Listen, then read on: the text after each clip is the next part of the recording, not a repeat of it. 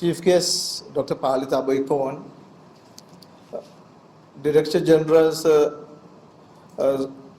Special Envoy on COVID Preparedness and Response of the WHO, Guest of Honor Professor Lalini Rajapaksa, my teacher in the faculty and the past President of SLAAS, past Presidents and the Council of SLAAS, the Vice Chancellor of the University of Sri Lanka, we have Dean, Faculty of Medicine here with us, and Chairman of the National Institute of Fundamental Studies and other dignitaries with us. It is actually indeed a privilege to be here today, being elected and inducted as a General President of SLAAS for 2022.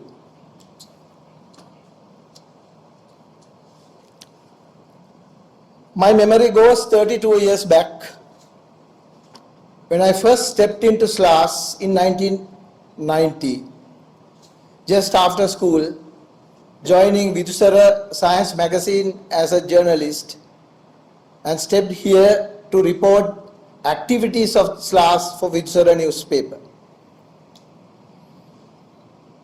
And some of my colleagues at that time and our chief editor at that time, Mr. Siriwardana, also here in the audience. Therefore, after 32 years in my life, which I have been involved in science advancement and science communication, it's indeed a privilege to be inducted as a General President of SLAAS for 2022. And I take this opportunity to thank the Council of 2020 for nominating me and electing me as a General President, and the General Membership of the SLAAS at the last AGM made me elected as the General President of the SLAAS. So it's an extremely important event in my life, and I sincerely believe my association in some way with SLAAS is 32 years, but as a member I think 22 years for the year 2022. SLAAS, what I see is as Sri Lanka Association for Advancement of Science,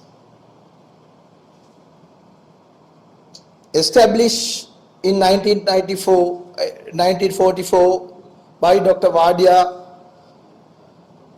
to be a scientific association in Sri Lanka who would promote science, scientific thinking for the betterment of the nation. And 78 years has passed and 80 presidents have preceded, and the SLAAS has done wonders for this country for years and years. And that makes me and my duty as the 81st President, I think, much more easier. And I just have to go through the pathway that our forefathers have shown me in SLAAS. The vision of SLAAS. The vision is to be a scientifically advanced nation, looking at the country's perspective, to be a scientifically advanced nation. In order to achieve or go towards this vision, we have our mission in SLAAS to promote, support and foster scientific endeavor and technological innovation in an ethical, humane and sustainable manner for the benefit of the people of Sri Lanka. So our mission is extremely clear for last 78 years, and SLAAS has done much to this end. In order to achieve this, the SLAAS has clearly defined its goals. There are 4 key goals that SLAAS has gone through for last 8 decades. Promotion and advancement of science, systematic direction of scientific inquiry in the interest of the country, dissemination of scientific knowledge and promotion of discussion, encouragement of contact within the scientific community. So throughout the history of SLAAS, we have tried as a group to achieve those. When I was nominated in 2020 to be the president of SLAAS, I was asked to write a small write-up with my CV of my thinking and my understanding of the SLAAS. So I will just quote what wrote in that small piece of paper. My understanding, as I very clearly stated, we have done so much to this country. We have done so much to the advancement of science in the country and showing correct direction to the nation. Things in 1944, 1960, 1980 or 2000, the changes have occurred across the globe, the politics, advances in science, thinking patterns, technology and so on.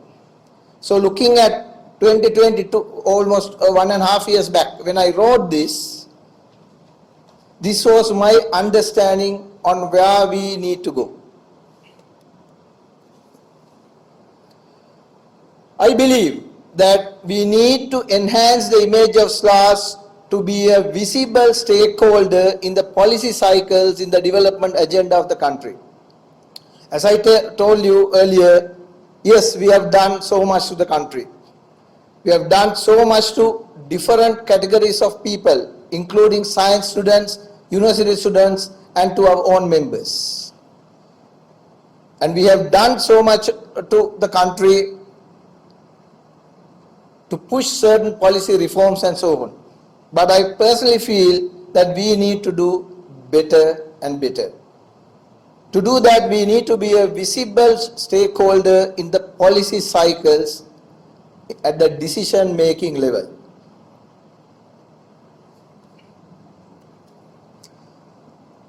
What I thought is, even though SLAAS consists of largest scientific gathering in the country, there's no doubt about it. We have over 10,000 members from section A to section E3, covering all section F, covering all sections from medical, dental to social sciences and economics and so on.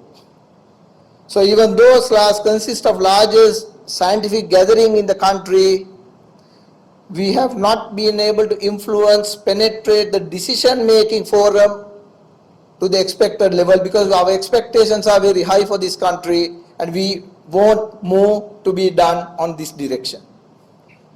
And I personally think the real potential SLAAS lies here and we need to definitely utilize it more. 10,000 of scientists or more scientists in a simple or a single organization, we can't think about the amount that we can deliver.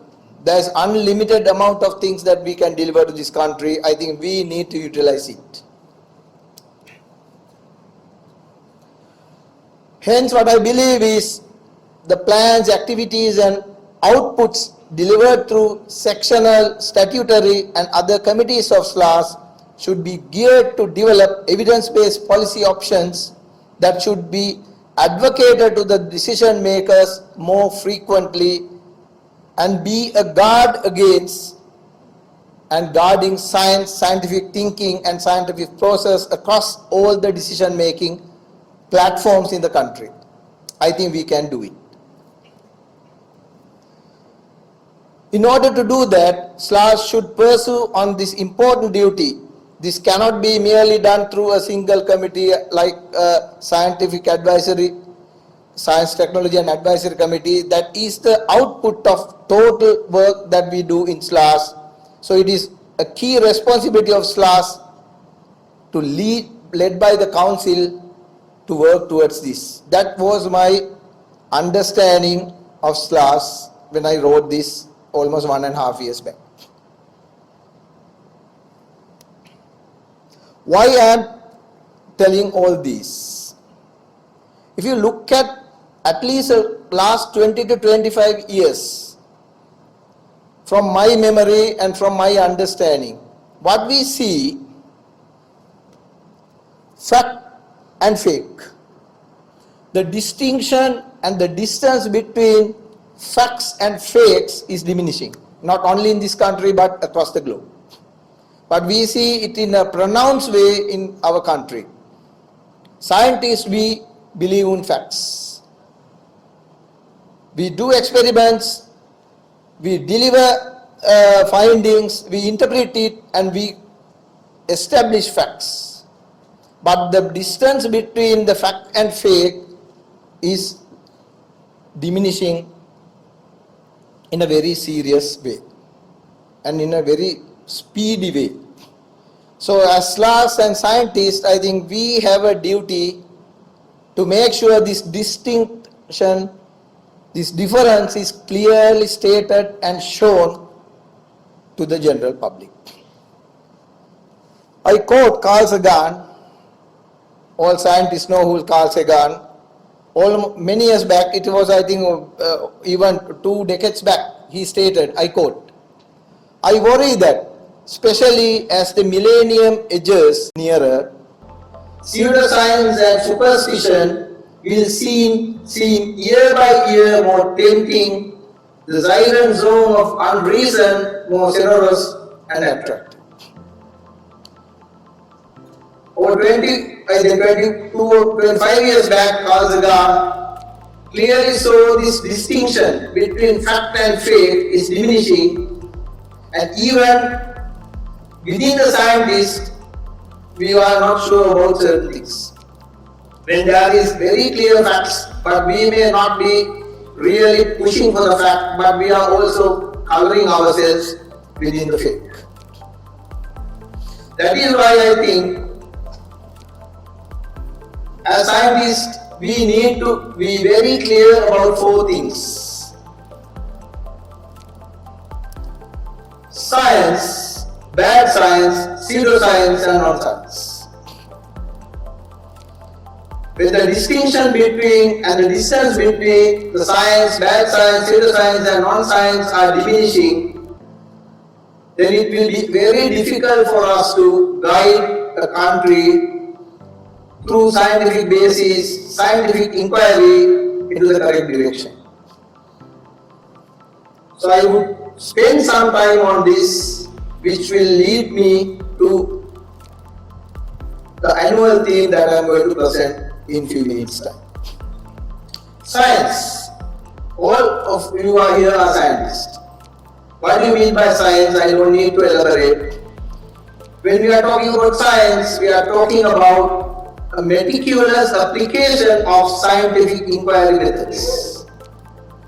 And to make sure that we do it correctly, we apply it rigorously, and we do interpret our results in an unbiased manner. Therefore, we will get and interpret results in the correct manner that can lead to correct decisions for the country to lead. But if we are deviating from this, we will have issues that I want to elaborate more. So one is science. So how we are going to distinguish science from other 3? Bad science. The bad science is defined in many places as science that is done poorly is biased, or in which the results are cherry-picked to support a favored hypothesis. We may be showing that we are going that strict pathway of scientific inquiry, but how we apply it in order to do our experiments. Experiments, I am not referring only to lab experiments, experiment in science in full.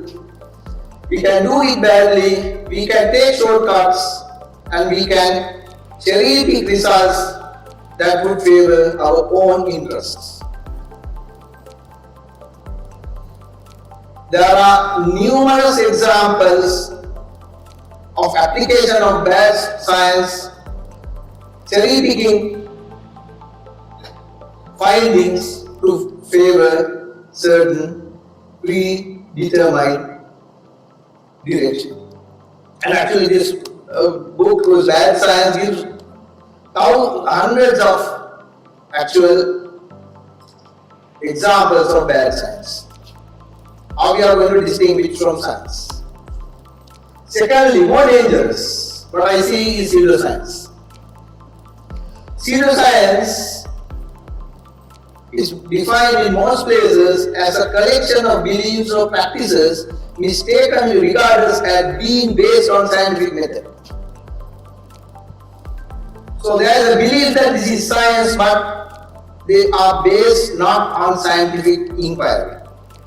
The proponents of pseudoscience keep on searching vague arguments to support their hypotheses and silently retreat when overwhelming evidence convinces people the idea is absent.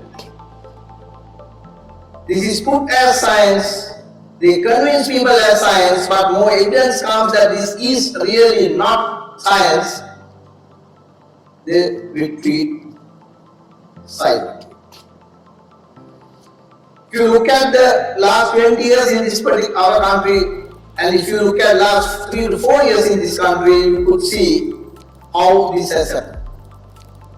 But here I am also going to distinguish one other fact, which is pseudoscience differs from unknown science. There are things that we have not still discovered. We don't have scientific explanation to certain things, so we have to distinguish. Everything is not going to be pseudoscience, but things we have not discovered as facts. So these are not pseudoscience, but we are to discover in the future. So this distinction we need to really look at. But I am telling again, pseudoscience is dangerous even than bad science. Why? Pseudoscience attracts politicians for diverse reasons. We need to be understanding one fact. Majority of the people who are in the political authority, any time in any country, are not scientists. Even the decision makers at the top level are not scientists. So we don't need politicians to be scientists or decision makers to be scientists. But the issue is they are in the audience when pseudoscience is pronounced.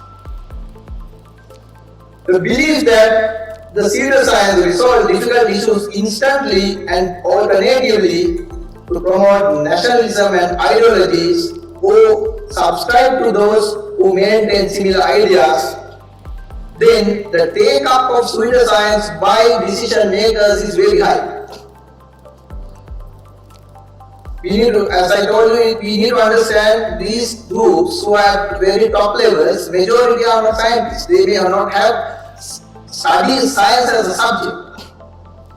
But when pseudoscience are convincingly put across to them, then what can they do? They will take it as science, and by the way, the pseudoscience, as is very clearly said, resolves things very instantly. When you go to the scientific pathway, it's a meticulous job, it's a rigorous job, it takes time, but then alternative ways are shown through pseudoscience, people take it. But unfortunately, the real culprits are the ones qualified as professionals who propose pseudoscience to the lawmakers because of ignorance, self-interest, or mean advantage. So unfortunately, some of the pseudoscientists also come from the profession of science. So that is something we may have to really clearly distinguish in an organization like us when we are going forward. I quote this from actually writing from Professor Vidya, who wrote on Science, World Science Day last year in an article, and it really gives a crux or matter for this country. Non-science, an area of study that is not scientific, especially one that is not a natural science or a social science that is an object of scientific inquiry. There can be 101 things which is not science, but is being portrayed as science. But the question comes here, science and other three. If the people who are pronouncing, advocating bad science, pseudoscience and non-science as science are more convincing than scientists, then we need to accept that that convincing part would be the take-home message to the majority of the audience, which is the general public, policymakers and others. In that case, it is inappropriate for scientists to let misinformation go unremarked. To what extent do we as scientists who are doing real meticulous going through this scientific inquiry remark, comment, protest and try to correct on unscientific things? I think that is a key duty of us. And if we are not good communicators to communicate science in a scientific way, then there is a problem that others could bypass us and give convincing solutions, directions, recommendations to the top. Right. Then what is communication? The imparting or exchange of information by speaking, writing or using some other medium. So this is a basic definition of communication. Every one of us know that. So it's communication, imparting, exchanging of information by speaking, writing or use of some other medium. Issue is to what extent scientists communicate well. When we get to science communication, transmit scientific ideas, methods, knowledge and research to non-expert audiences in an accessible, understandable or useful way. Science communication audiences should not require any prior interest or educational background in science, technology, engineering or mathematics. So when we are looking at real science communication, I am not referring to the peer index journals which the scientific community will read, they will understand, they will have access, they will go and they know how to access, but for the general public plus the decision makers and rest, to what extent are we convincingly communicating science? Because they are non-expert of science. To what extent scientific material is accessible in an understandable way to the general public and to those who are at the high office of policy making. And science communication further says it should be available without the people without prior interest or education background. So people who are not scientists should be getting something that they are interested. So there is no limit how to communicate science or whom to communicate science. The science should be communicated to all human beings across the globe. That is why science communicator has a job. The job of science communicator is to instill science within narratives relatable to non-scientists. So it's not the scientific discourse that's happening in scientific forums. The scientific discourse that happens outside scientific forums to others. So this enhances public awareness of science, increases enjoyment and interest in science, technology and engineering, and informs public understanding or opinion of science endeavors. So the scientific communicator should be able to instill these in the non-science experts. Only if that happens, that it will be trickled down to grassroots levels for people to act upon. So the goal of science communication is to inform and inspire first, but it may also entertain. It can be an entertainment looking at science for the public, if we can inspire them to engage in science. So there's a huge role for scientists as science communicators. That is one of the key points that I want to share. If you can do that, then we talk about science literacy. Science literacy is knowledge of science as well as the scientific framework by which people make decisions based on facts, research and knowledge, not on opinions or hearsay. So if a society is scientifically literate, they make decisions based on facts.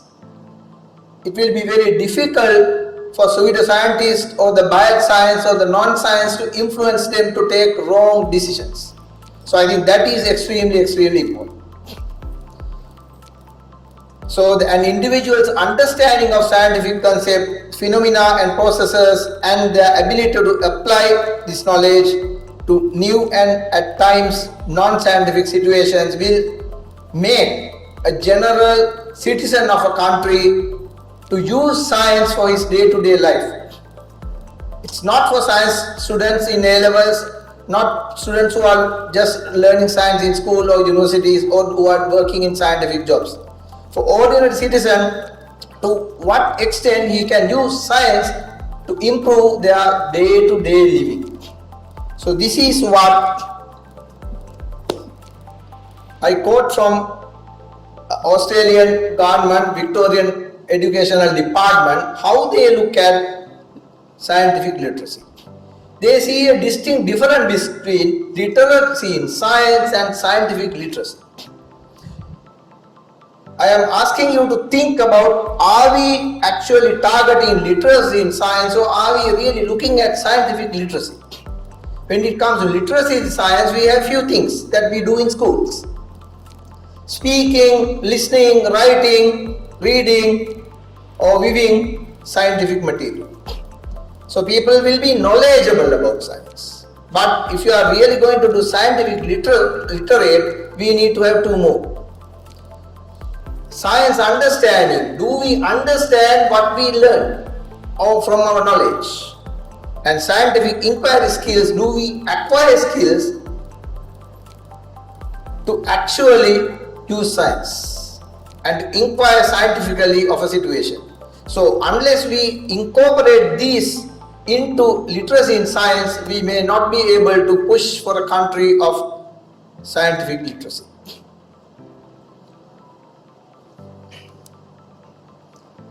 Therefore, going on my own passion of science communication for over 30 years now, and looking at the need of the hour, working in different setups for almost 2 decades or so, I decided rather than going to a theme of my own discipline, which is health, I would go for a more broader theme for the year.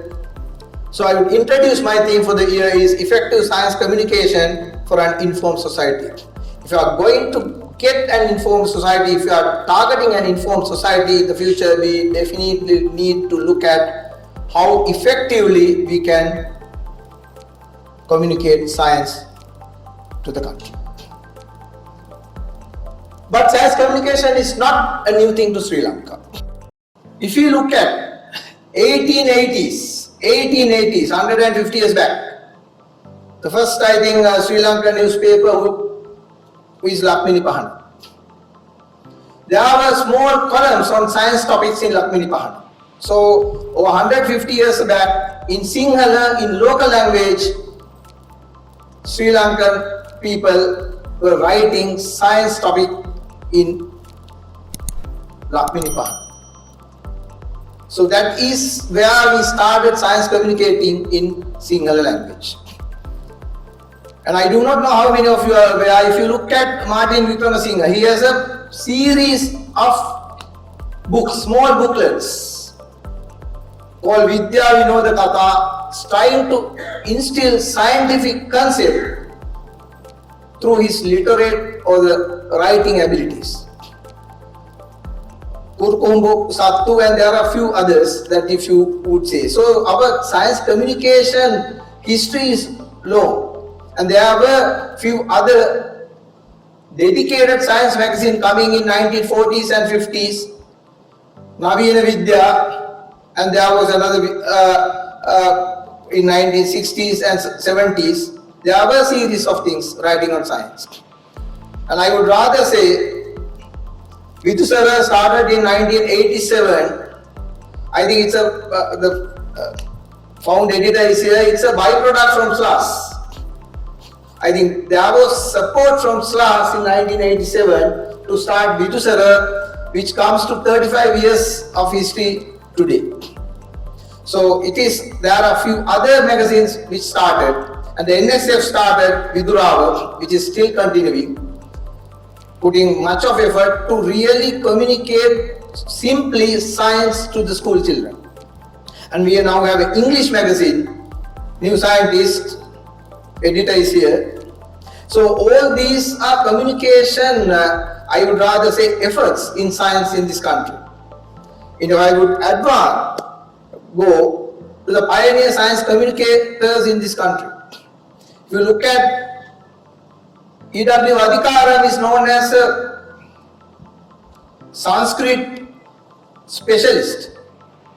But I think Dr. Adhikaram is the first person to start a dedicated science magazine in this country, Vidya, Navina Vidya, I think in early 1950s, 1960s, several of those magazines were started by him. And Kuruppullage Jinendra Dasa was a chemist, I think.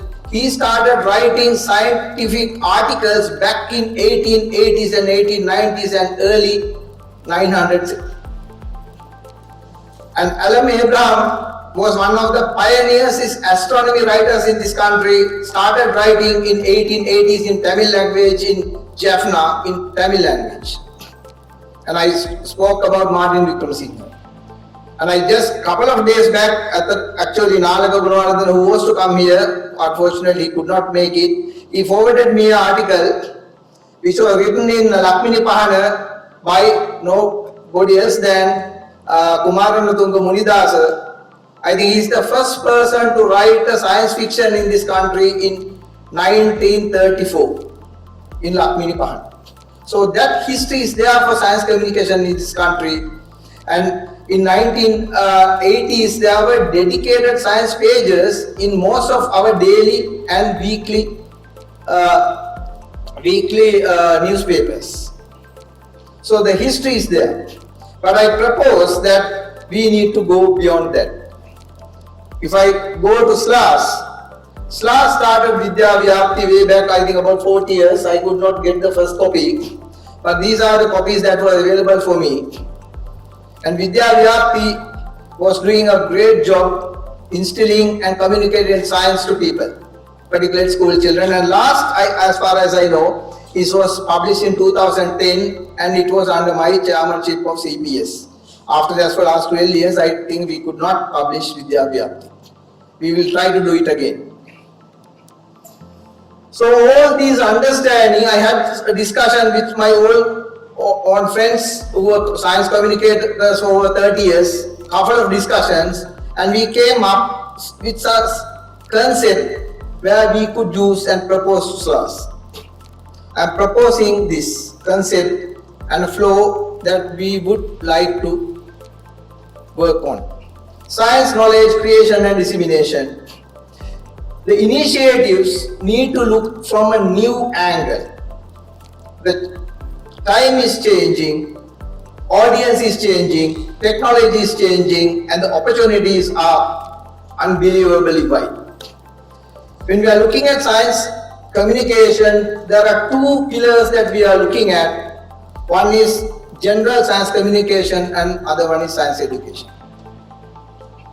Science education has been the theme of SLAAS for many, many years. And we have done much on science education and we are still doing. But we need to combine these two, we believe, to be more effective. If you are looking at initiatives, there are new media now other than the mainstream media. So new media, what are the terminology incorporates web-based and social media with mobile phones and so on. So all these has to be looked at because new media is becoming the prominent media now, bypassing the mainstream media, TV, radio, newspapers and so on. So when we are doing some initiatives, we need to tackle these media institutions, media people, and to look at a scientific culture within them and within those institutions if we are going to make a difference.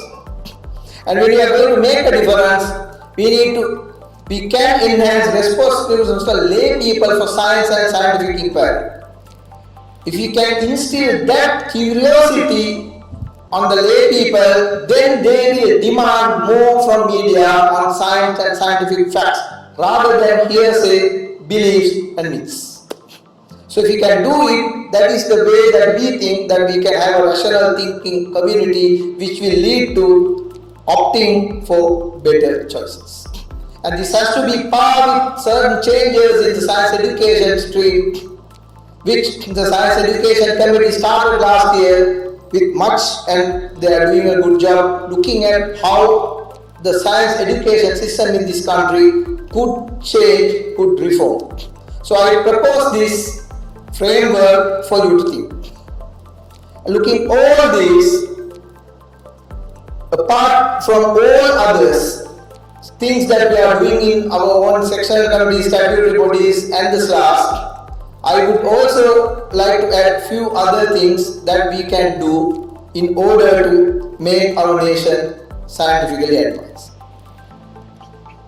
First, I would like to propose to establishing a panel of subject experts under the banner of SLAAS to contribute on contemporary scientific issues to media and regular media public session to disseminate information. We do this, but I think it's time for us to have a broader network of scientists to disseminate scientific information in a more authentic manner to the general public. And we can do it from SLAAS. There can be differences in opinion, certain things, but 90% of the time we agree upon facts.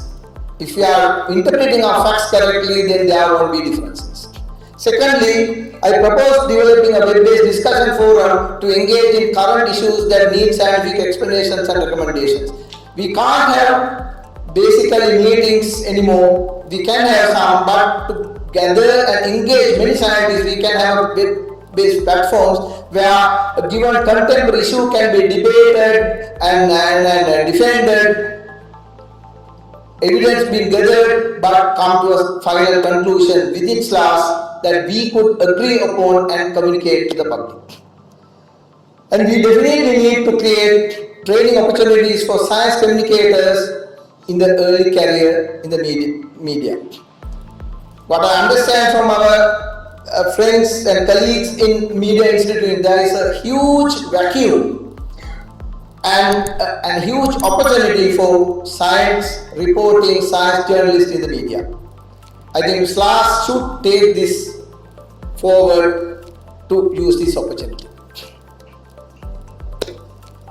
By doing that, we can plant seeds in mainstream media, social media for scientific approach in communication for better choices at individual community level. When we have that culture going even at a lesser amount within the media minds, then we can get seeds there which will look at things on scientific matter, which is going to help us in order to achieve our objective of SLAAS.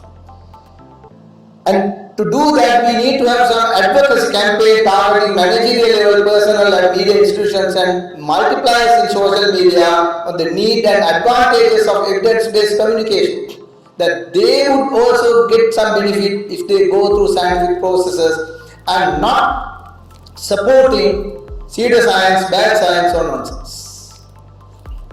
And lastly, I also think we could open up opportunities for cohort of students, particularly schools, engage with mainstream media and web-based platforms for science communication. From our long experience in SLAAS, we know there are so much talented children in schools who can write, who can conceptualize, who can put across, express their views very clearly.